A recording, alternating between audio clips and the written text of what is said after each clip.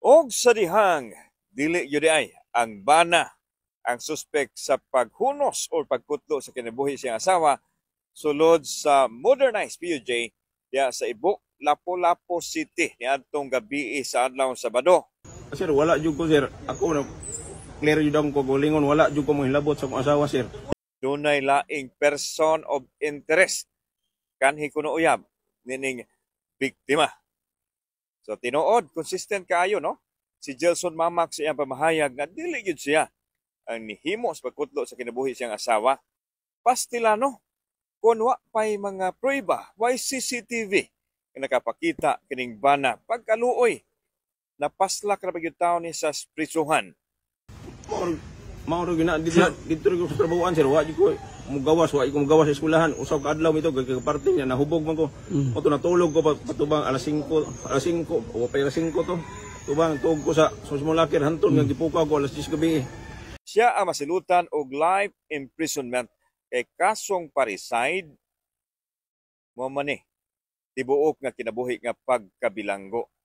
So libre unta kaayo to no ang laing mihimo sa laod. Unya posible kuno lagi nga kanhi uyab. Asa man ni kanhi uyab? Mo man ni gawas nga investigasyon karon sa kapulisan sa Dakbayan sa Lapu-Lapu. Paita no sa dakong kasayon gidapit ang maong bana kay lagi sa statement sa konduktor o sa driver sa modern PUJ nga ila nadunggan ang asawa nga niingon nga ayaw na pasudla kay ako ng bana. So based lang ato nga pamahayag ginakop ang bana. Kining bana buwag na ni siyang asawa sulod sa 12 ka tuig. 12 ka tuig nga buwag na sila. Unya kung atong basihan sulod sa 12 ka tuig wa pa siya maka-move on. Unya karon na lang niya gihunusan o gikutluan sa kinabuhi ang asawa.